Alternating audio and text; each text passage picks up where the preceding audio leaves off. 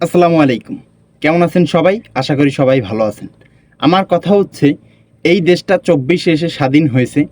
এই স্বাধীনতা অর্জনের পিছনে যত ছাত্র ভাইরা শহীদ হয়েছেন এবং যারা আহত হয়েছেন, তাদের তালিকাটা করতে এত সময় কেন লাগে? কেন লাগে? বাংলাদেশে দেখতেছি প্রত্যেকটা দল রাজনীতি করার অভাব নাই, রাজনীতি তারা করতেছে। রাজনীতির চাইল সব কিছু রাজনীতি নিয়ে দৌড়াদৌড়ি এ টু জেড সব কিছু করতেছে।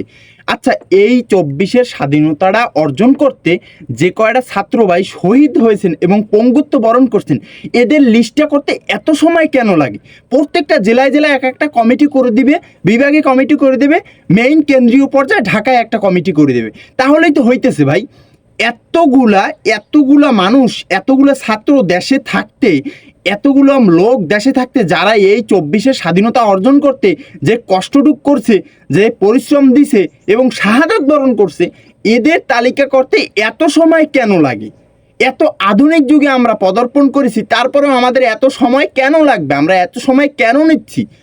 এই যে স্বাধীনতা অর্জন করার পরে পরে কি পরিমাণ ভাইরা শহীদ হয়েছেন আপনাদের কি মাথায় এবং নলেজে আছে? হাসপাতালের বেডে যে কত ভাইরা এখনো কাতরাচ্ছেন, মৃত্যুর সময় প্রহর গুনতেছে, এই মনে হয় কালকেরা মৃত্যুবরণ করবে, এই মনে হয় আধা ঘন্টা পর করবে, এইভাবে প্রহর গুনতেছে। এবং যারা শহীদ হয়েছেন তাদের ফ্যামিলিটা পুরো অচল হয়ে যাচ্ছে। আপনারা কেন খোঁজ নিচ্ছেন না ভাই? যারা সমন্বয়ক আছেন, আপনারা কেন এত সময় নিচ্ছেন? এখনও কেন আমরা খবরে দেখতে পাচ্ছি না যে শহীদ পরিবারের পাশে দাঁড়ানো হয়েছে, হাসপাতালে যারা অসুস্থ আছে তাদের পাশে দাঁড়ানো হয়েছে? কেন ভাই?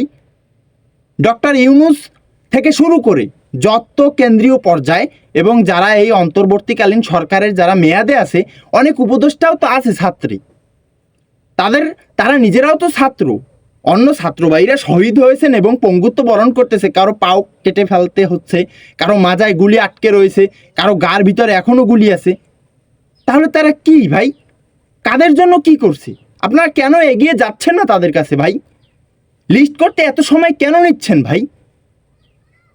আপনাদের তো কি বলবো, সময় সবার একরকম থাকে না, সময় পরিবর্তনশীল। তারা এই দেশের মানুষের জন্য কাজ করছে, তারা ২৪-এর স্বাধীনতা অর্জনের জন্য তারা সহযোগিতা করছে। আজ তাদের আপনারা খোঁজ নিচ্ছেন না। আমার কথা হচ্ছে, আপনারা তো বলবেন যে আমরা নিচ্ছি, তাহলে এত সময় কেন নিচ্ছেন ভাই? তাড়াতাড়ি করেন না ভাই। এই ৫ আগস্টের পরে কি পরিমাণ মানুষ মৃত্যুবরণ করছে জানেন? হাসপাতালে শহীদ অবস্থায়, হাসপাতালে